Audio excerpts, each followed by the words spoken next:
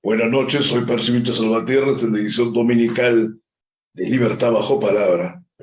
Y vamos a ocuparnos esta noche del fútbol peruano, porque el fútbol es en gran medida una representación de la vida, es una representación también de los diferentes países en los que se desarrollan, ¿no? Sus elecciones, en este caso el Perú, el Estado peruano, el gobierno o los diferentes gobiernos que han afectado a nuestro país los últimos años, décadas o por último los últimos 2 siglos, y también el proceso en el que ha ido evolucionando o involucionando nuestro fútbol, tanto en razón de la selección, que pese a todo tiene cierto éxito en esta era Gareca, como con nuestros propios clubes, que internacionalmente son verdaderamente una letanía, ¿no? Entonces vamos a darle la bienvenida a Gaetano Guevara, que es historiador y un gran aficionado a los deportes, al fútbol particularmente, con el que vamos a conversar de estos temas esta noche. Bienvenido, Gaetano. Muchas gracias, Percy. Buenas noches. Un gusto estar en tu programa, en Radio Miraflores. Y vamos a departir de acuerdo a los resultados que hemos obtenido en el fútbol peruano. Tengo entendido que eres además hincha de Alianza Lima. Sí, correcto. Entonces, pese a ello, vamos a tratar de ser lo más objetivo posible, ¿no? Con el tema como corresponde a investigadores, aunque por supuesto que el apasionamiento va a tener algún grado de involucramiento también en el análisis de estos hechos. Lo primero es que mucha gente se ha visto absolutamente indignada por el resultado, como si fuese una novedad, y no solamente por Alianza, es decir, en general, por los resultados de equipos peruanos en certámenes internacionales, exceptuando quizás la Copa Sudamericana, ¿no? Que casualmente ahora Melgar le está yendo bien, que en su momento la ganó Cienciano, pero después, en más de un siglo que tiene el fútbol, digamos, siendo una fuerza importante en el imaginario popular, nunca hemos tenido grandes resultados. Y esta clase de resultados tan abultados no son una novedad. Universitario perdió 6-0 con Cruzeiro también hace unos años, ¿no? Entonces, coméntanos a ver cómo es este asunto desde tu perspectiva, Gaetano. Mira, Percy, hablar de fútbol peruano es hablar de organización a nivel mundial. El fútbol peruano, sus tres más grandes instituciones, como vienen a ser Sporting Cristal, Universitario de Deportes, Alianza Lima, son clubes que no pasan de 1.000 socios.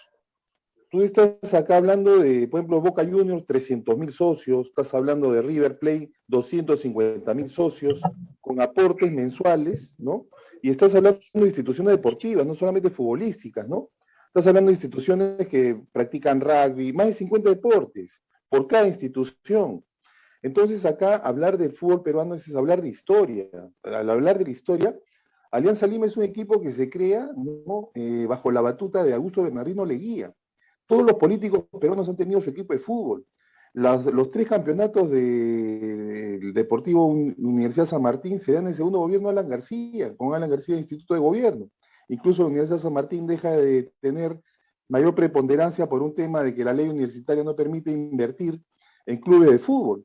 Entonces estamos hablando pues, de una inversión mínima y de resultados. Hace 50 años atrás, acá en Lima, Universitario perdió 8-2 con River Plate. En los últimos años, 8-0 binacional, campeón del fútbol peruano. El 8-1 últimamente de Alianza Lima, son campeones de fútbol peruano. Pero ¿qué cosa estamos hablando de fútbol peruano? Una isla que es la selección peruana donde tiene a Juan Carlos Oblitas como gerente deportivo, que es el que lo trae a Gareca. Y que Gareca ha tenido las últimas generaciones de grandes futbolistas peruanos que se desempeñan en el extranjero. Hoy vemos a Jairo Concha, un nuevo aporte de la Universidad San Martín de Porres, que es donde está el señor Macías, que ha sido presidente de Alianza Lima. El trabajo con las divisiones inferiores lamentablemente no se da. Juan José Oré, que es el máximo exponente, director técnico de menores, lo ves que está desempleado. O sea, ¿de qué estamos hablando? O sea, ¿qué generación de nuevos jugadores? Cuando tenemos la fórmula es bien clara, es mundial. Hoy por hoy los equipos tienen que invertir en menores. Invertir en menores no solamente es crear futbolistas, sino ciudadanos.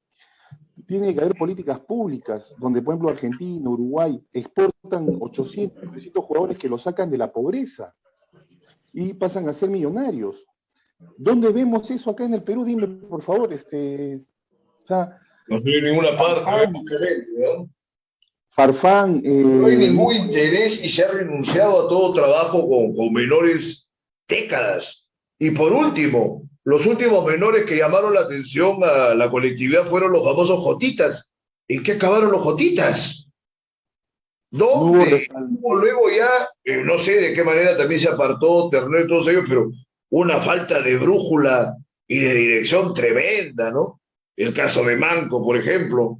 Ahora, vinculando con el caso de Cuquín Flores, que si era un hiperdotado para el fútbol, lamentablemente, como la propia historia del Perú, que es como una serie de sueños truncos, ¿no? O de proyecciones que nunca llegan a realizarse, ¿no? Entonces, esa es una circunstancia que también afectaba a nuestro propio fútbol, ¿no? Claro que sí. Y fíjate que los grandes deportistas peruanos, los grandes futbolistas peruanos son los que, mientras más temprano se vayan del país, más garantía de éxito. Los peruanos, a los jugadores que se queden en el país, lamentablemente el barrio afecta. ¿No? O sea, no hay, pues, por ejemplo, los Jotitas, la mayoría de jugadores no llegaron, pues, a nivel De nada. que, claro, o sea, no prosperaron. Y era una generación, prácticamente, diríamos, la generación perdida del fútbol peruano, ¿no? Mira, si tú recuerdas Entonces, a James Rodríguez, al colombiano, se comparaba con Manco y generalmente, hasta antes de tener 20 años, Manco aparecía por encima de James claro, Rodríguez en cualquier tipo de estadística y de proyección. James Rodríguez es un jugador de clase mundial.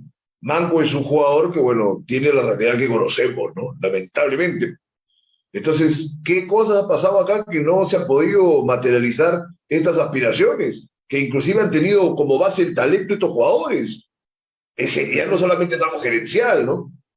no, nos hemos quedado en los años 70, en los 80, en las divisiones menores, o sea, nos hemos quedado en la división menor que se crió Diego Armando Maradona. O sea, acá no basta ser un jugador. Hoy en el fútbol argentino ya entendieron que antes que jugador tiene que ser humano. O sea, no puede tener vicios, no puedes arrastrar pues alcohol, no puedes arrastrar la noche en el trabajo de un jugador, un futbolista. Hoy un futbolista es un atleta. Míralo a CR7, mira a la gente de élite mundial, hasta nuestros jugadores que juegan en el extranjero, cero grasas. O sea, Callens, por ejemplo, es un atleta, ¿no? O sea, el trabajo del profesor Gareca con Néstor Bonillo incide mucho en la parte física, fíjate, y en la disciplina, ¿no? Entonces, eso es algo que tenemos hasta ahora, esos problemas. Y eso es falta de inversión. ¿Por qué? Porque, ¿qué le tienes que dar tú al jugador? El jugador tiene talento de por sí, y el talento en el Perú abunda. Lo que falta es disciplina, formarlo, alimentarlo correctamente, educarlo, alejarlo de las malas juntas, alejarlo de la noche. Todo eso es un trabajo constante y bastante dinero. Con Universitario de Deportes y Alianza Lima no pasan de 1.000 socios, Percy. ¿Qué organización puedes tener? Simplemente estos mecenas que aportan al fútbol o estos presidentes de universidad que tienen equipos que básicamente son base política. Esa es la verdad de las cosas. O sea, los 100 años de alianza, habiendo sido creado por Augusto B. Leguía, no ha trastocado. Hoy vemos al ingeniero Acuña con el UCB, el Melgar que ha venido un mecenas y está aportando dinero y hace que tenga estos resultados que son prácticamente pues, un paréntesis en la realidad nacional de nuestro deporte, que es el principal, y estamos hablando de fútbol, ya ni hablar de otros deportes.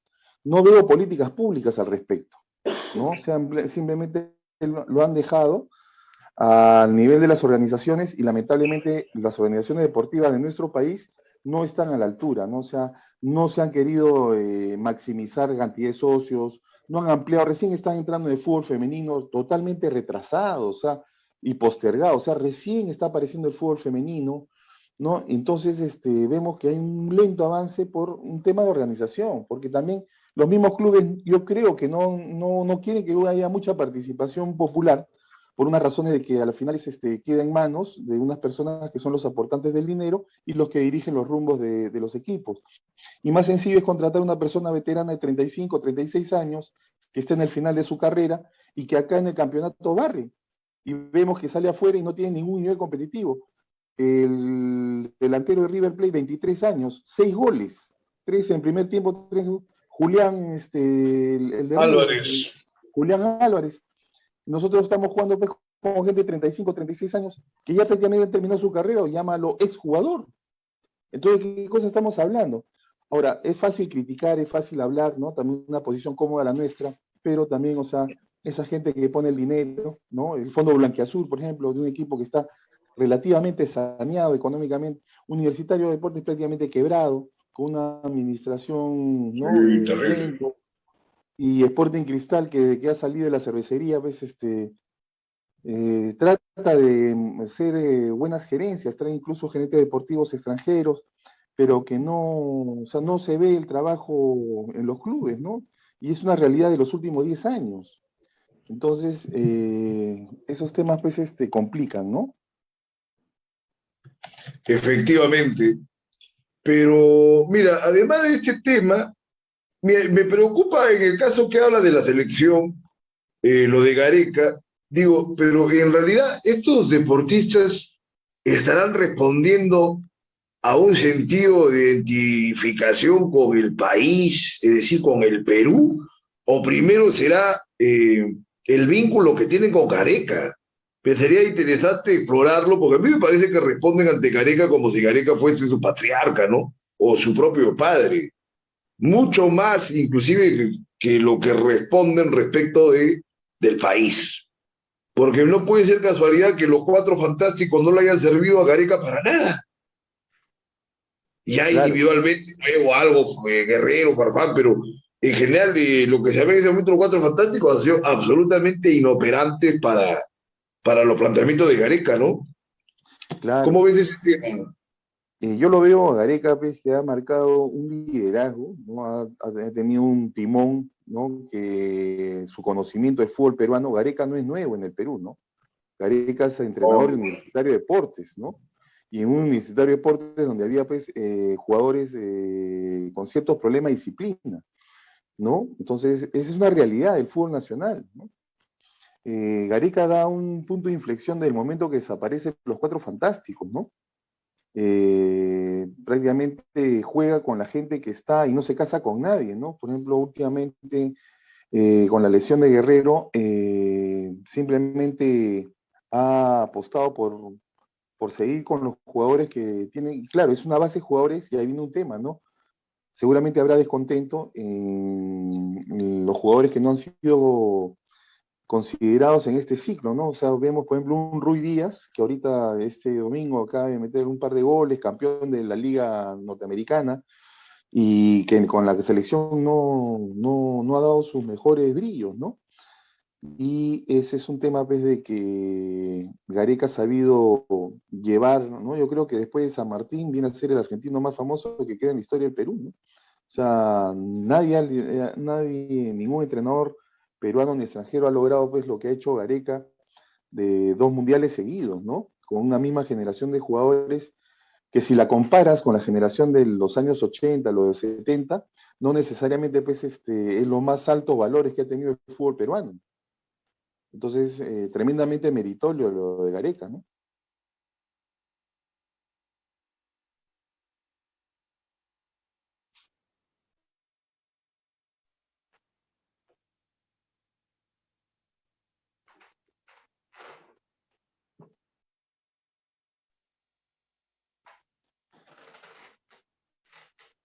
¿Me escuchas, Percy?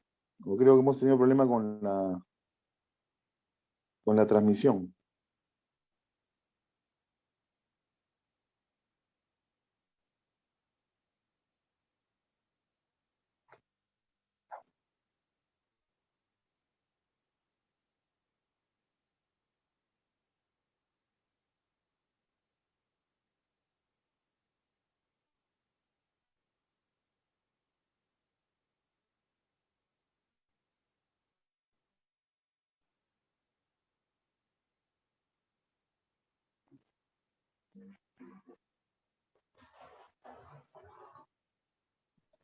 bien, bien, Gaetano. Disculpa.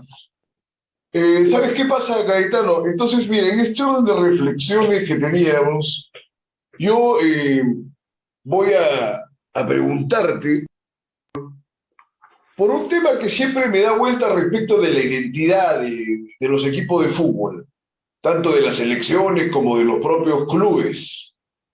Entonces, en la caracterización de Alianza Lima, ya además de todos los otros factores que hemos mencionado, ¿no? En el curso de estos certámenes internacionales en los que prácticamente no ha brillado en décadas. Hay esta caracterización respecto de que Alianza representa en el fútbol la belleza, digamos, del juego, ¿no? La estética, la quimba, la danza, el festejo, el swing, más nunca el pundonor. Por un lado, yo mismo digo, o sea, claro, siempre los mejores jugadores son de la Lima, ¿no?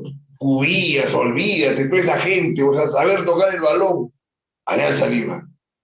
Que por ejemplo se podría decir en Argentina de River Plate, pero la diferencia es que los de River Plate son millonarios y los de Alianza Lima no tienen nada que ver, ¿no? ¿No? Porque a los de River Plate inclusive se dicen los millonarios, ¿no?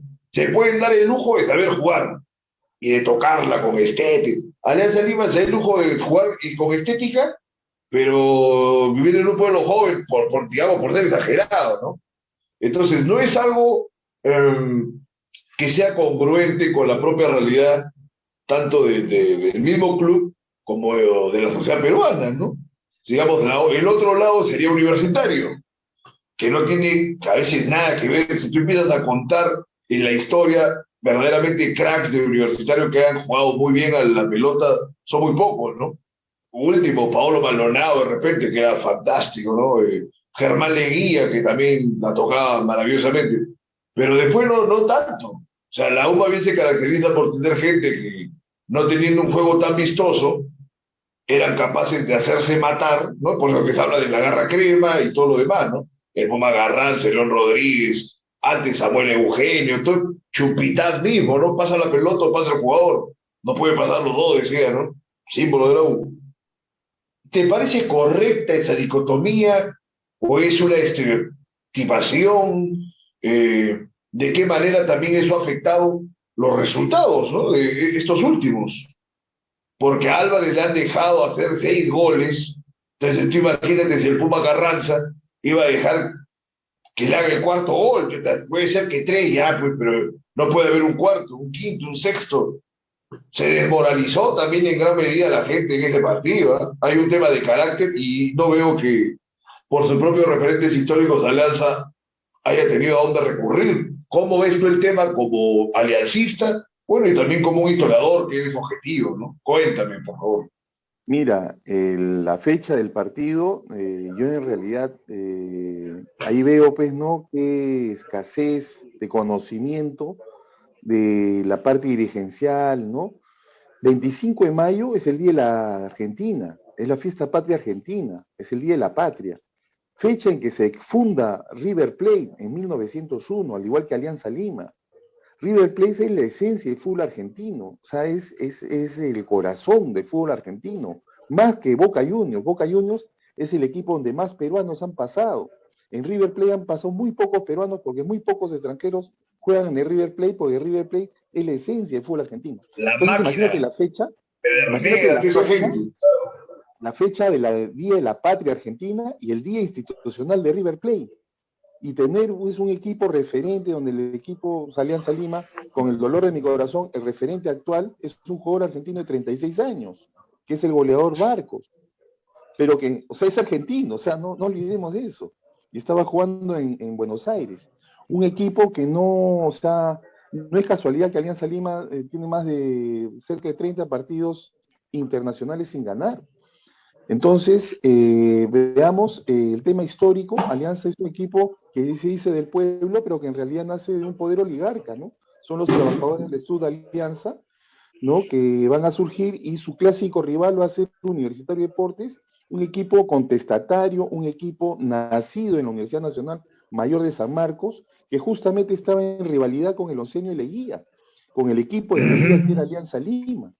¿no? Entonces, esa rebelión que tiene Universitario de Deportes, llamada la garra crema, ¿no? Porque siempre ellos participaron con jugadores universitarios que no eran futbolistas, sino eran gente que estaba estudiando para ser doctores, para ser abogados, ¿no? Abogados, Que, todo lo demás, que ¿no? justamente se dejan de llamar Federación Universitaria por el rector de la San Marcos le saca el nombre, ¿no? Y lo llaman Universitario de Deportes. Alianza Lima, ¿no? En verdad era el Estud Alianza, ¿no? Que eran los colores blanco y verde que pertenecía a Leía. Entonces, la diferencia de esencia y la diferencia de fútbol, estás hablando de 37 títulos de campeón de River Plate en el fútbol argentino, en sus más de 120 años de creación institucional. La fecha fue malísima, ¿no? Y el resultado, yo dije, el partido va a ser histórico. El partido va a ser histórico, pero histórico, pues, lamentablemente, en detrimento, ni por acá, que al campeón del fútbol peruano le metan 8 goles. Pero no es nuevo, como te vuelvo a repetir, hace 50 años atrás en Claro que no. Lima, River Plate le metió 8-2 a Universitario, ¿no? O sea, no, No, no es en las novedad. épocas de Cuento también pasaba, en las épocas de todos los grandes jugadores pasaba una y varias veces, o sea, no es novedad, y no es por la categoría tampoco los jugadores, o sea, cuando hemos tenido grandes jugadores, ha pasado, ¿no? Más bien las condiciones de Universitario en los años 70, que llegaron a la final, participaron varias veces en las semifinales, son cuestiones de excepción en el fútbol nacional. Por eso no es sino hasta los años 90 con Cristal, que pasa también una circunstancia así excepcional. Después siempre ha sido un fiasco el fútbol peruano en términos de de resultados club, internacionales. de clubes, ¿no? Porque fíjate que como selección, o sea, en Argentina, yo viví un año en Buenos Aires, ¿no? Y tuve la oportunidad de vivir, tú sabes que dejaron de jugar en la Bombonera por la eliminación, la única eliminación que ha tenido Argentina en su historia futbolística es México 70 y lo elimina el Perú. O sea, para los Claro. argentinos, el Perú, o sea, ganarle a estos clubes peruanos es un goce total, porque como selección siempre le han tenido temor, porque Perú ha hecho grandes partidos como selección. No, o sea, no es o sea, también, o sea, y esa es la En diferencia. O el sea, tú dices, 85 también ¿cómo casi se quedan fuera del Mundial. con un Tuvieron que empujón que quebrarlo a justamente, Franco Navarro, ¿no? y Gareca mete el gol, y lo dejan afuera a Claro. Gareca, y Gareca termina yendo a un mundial con el Perú, con el equipo que ve eliminado. Pero Bilardo no O lo sea, lleva en su momento, o sea, es la vuelta de la vida. Pero Gareca sí conoce, o sea, acuérdate que lo primero que dijo llegando acá al Perú fue, creo en la calidad del futbolista peruano. Y lo que sí, sí, habló sí. a los resultados, ¿no? Sí, sí, Esa es sí. una realidad, ¿no? O sea, Perú ha eliminado a Uruguay, ha eliminado a Argentina, lo que no ha hecho ninguna selección, ni Brasil ha hecho eso. O sea, Uruguay le gana a Brasil en Maracaná, en Maracanazo. Y el Perú le gana en el Centenario con esos goles de Uribe y el tanque de la De Roja. Uribe, ¿no? Sí, sí, sí. Acuérdate, y venía de ser campeón de campeones. Es así, ¿no? O Oye, sea, pero cuando tú lo lamentablemente en ves, esas selecciones peruanas en el Mundial no hicieron nada, ¿no? En el 78, ni se diga, pero el 82, mira, yo creo que ahí nos juega en contra el carácter nacional o el esbozo de identidad nacional que tenemos y que debemos cambiarla, pero que siempre nos juega en contra, porque en el 82 esa selección jugaba casi como la selección de Brasil de Tené Santana, pero con más efectividad. Le dieron vuelta a Francia, ¿no? En el Parque de los Príncipes, pero una vez que estuvo en el Mundial, se apaga, ni Cueto apareció para nada. Cueto no apareció para nada en los Mundiales, que es un gran jugador, todo sí, lo que quiera. No aparecía, digamos, en los partidos importantes. Eran buenos jugando amistosos, pero en los partidos que había que fajarse, mal. ¿Crees que haya ahí algo que tenga que ver con este sentido de esta identidad frustrada o inconclusa a medio camino que tiene el peruano en general, el peruano promedio, ¿no? sí tiene que ver con la formación de ¿Cómo lo menores. es? O sea, yo lo veo de que, o sea, mira, por ejemplo, ha habido rasgos de no cantaban el himno. Acuérdate que mucho se le criticó al Cóndor Mendoza por no cantar el himno. Y cuando le preguntaron, ¿pero por qué no lo cantas? No lo sé. O sea, ¿cómo voy a cantar algo que no lo sé? Entonces ahí es lo que yo te digo, o sea, en menores no solamente es trabajar el fútbol, es trabajar la persona, es revelarte a, por ejemplo, con lo que tú dices, ¿no? O sea, el cuarto gol ya reventas a patadas. O Gaetano, sea, pero ¿cómo ¿a ti vas te a permitir parece pues, que que te... no? pero quiero matizar esto. ¿Te parece que nuestro himno, mira, por ser así absolutamente críticos, ¿no?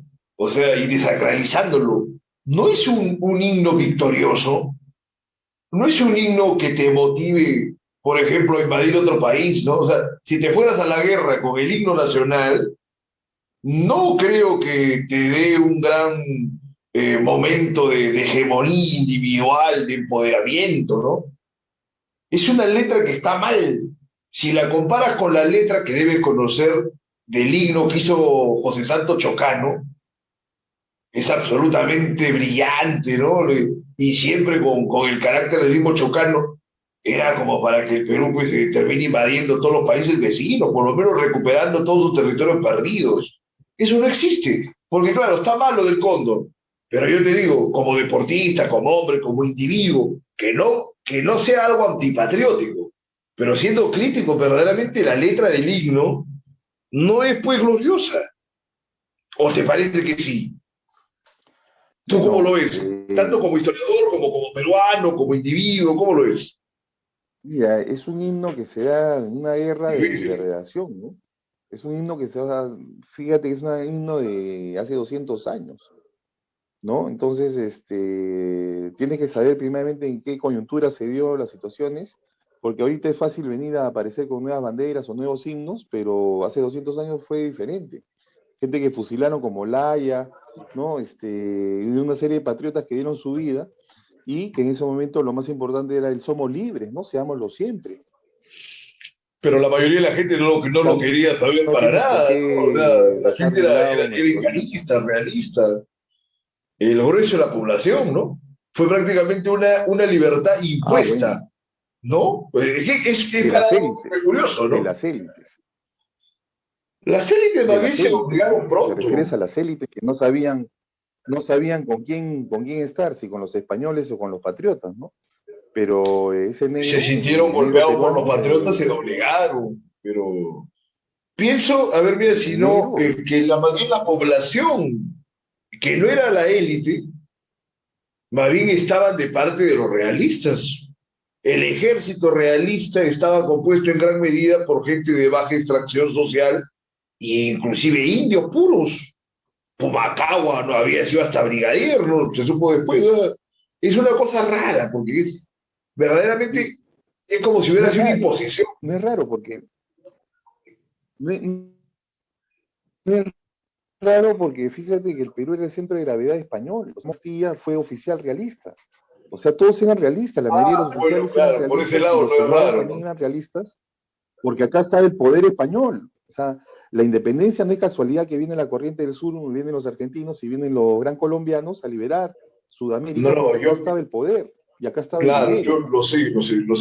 yo lo sé perfectamente. Me refería a raro al hecho que se ensalza y se exalta una independencia que el propio país no buscaba por ningún lado. O sea, 200 años de independencia. La gente no buscaba ser independiente de nada. La gente en general estuvo mejor, inclusive con España, que con los criollos.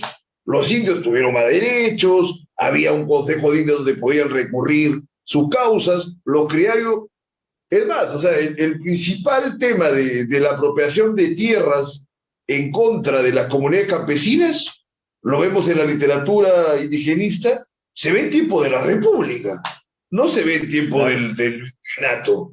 Por ese lado, te sientes raro hablar de ese himno que fue dado en esas circunstancias que estaban prácticamente, como tú dices, las élites coercionadas, ¿no?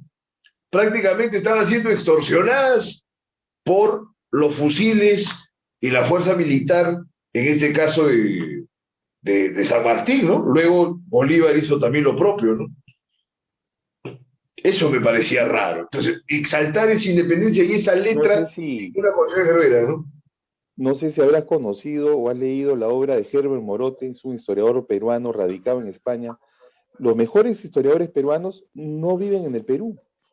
Fíjate que Sí, Heraclio Bonilla trabaja en Colombia, ¿no? Herbert Morote está en España y Adolfo Quirós, el de la historia de la corrupción en el Perú, murió. sí, sí, sí. Y a post-mortem publicaron sus libros. Fíjate que Morote nos dice que Bolívar fue el enemigo número uno del Perú y yo concurro con él. Bolívar nos va a quitar Yo también Guayaquil, concuerdo. Bolivia, ¿no? Van a hacer lo que le da la gana en detrimento de los peruanos. Fíjate tú. Y cómo es la vida que no le sirvió de nada a Bolívar, porque cuando él regresa al norte, encontró absolutamente dividida su gran Colombia, ¿no? Y encuentra a Páez con Santander, que eran más bravos que él y que no lo dejaron tener el poder de ninguna forma, ¿no? Se acabó absolutamente. Hizo un tremendo daño y no le sirvió para nada. Pero cómo es la vida, ¿no? Terrible, paradójica. Mira, Gaetano, pero acá tenemos que... más de 3.000 peruanos, ¿no? Sí. Terrible. Y sin embargo, como hay gente que dice, ¿no? Bolívar. Me acuerdo que Townsend era un gran admirador de Bolívar. Bueno, un error. Lo más triste es tener a Bolívar frente al Congreso, cuando empezó la Constitución vitalicia, que ha sido la Constitución que duró 49 días, la más desgraciada Constitución del Perú. Sí. Esa Constitución y si se va a proclamar dictador, ¿no? Claro, y cierra el Congreso. Y ese señor está... Oye, mira, yo estoy en la Universidad Nacional de Trujillo, la Universidad Bolivariana, dice. Yo decía, pero ¿qué pasa con esta gente? Por Dios. Verdaderamente un fiasco, pero mira, todo esto es muy interesante y yo estoy muy interesado a la vez en seguir conversando contigo. Quisiera terminar una reflexión breve sobre este asunto del fútbol, la identidad. A ver, sintetízanos tu posición para que pueda quedar, ¿no?, un testimonio audiovisual de tus indagaciones. Mira, tenemos 1 minuto y medio, 2 minutos para cerrar. Por favor, adelante. El día que escuches que hay un historiador al lado de la selección peruana, cambiará la historia. Cuando tú le digas al jugador que sepa su historia para que tenga identidad nacional, ahí va a cambiar, porque han traído psicólogos, han traído de todo. Pues nunca he visto un historiador al lado de los jugadores antes de un partido, para que sepan con qué países. Mira, no es casualidad que nunca se le ha ganado en Chile en Santiago. Una sola vez se le ha ganado. Claro. Ya con eso te digo todo, ¿no? O sea, para el Clásico del Pacífico. ¿De dónde crees que sale el Clásico Pacífico? De la rivalidad del fútbol peruano con el chileno. Perdón, la calidad de ambos fútbol. ¿Son mundiales? ¿Son sudamericanos? Vienen de una tragedia que se vivió hace siglo y medio. Pero que es importante que se sepa para no volver a caer en esos errores. ¿Cuántas cosas hay el peruano? Mira, si estuviera en una situación que se ve perdido, que no tiene de dónde sostenerse, que vea nuestro pasado y que verdaderamente en los momentos importantes que hemos tenido puede tener un estímulo, pero la gente no lo tiene. Como el hecho que Perú haya sido hasta 1776 prácticamente todo Sudamérica. No existía Argentina, no existía nada. El virreinato de Perú se iba hasta allá. Pero la gente tiende a darle una dimensión mayor a la rebelión de Túpac Amaru, que estaba también en estos años, en lugar de fijarse que hasta el 1776 Perú era uno de los reinos más importantes de España. Ahora, igual a España hay que confrontarla, si tú quieres, no hay ningún problema con pisotearlos y que se porte mal, pero negar esa historia como pretenden muchos que están ideologizados de una manera pésima, es el mayor daño que se le puede hacer al Perú. Porque si no, solamente tienes a César Vallejo por un lado y a José María Arguedas por el otro lado y dices, este es el Perú. Un desastre. No puede ser. Claro. Muy bien, Gaetano, ha sido verdaderamente un gran gusto poder conversar contigo. Estaremos en contacto más adelante. Muchas gracias, Percy. Muy gentil de tu parte. Un honor haber estado en tu programa. Buenas noches. Muy amable. Eso ha sido todo por hoy. Nos vemos próximamente en Más Libertad Bajo Palabra.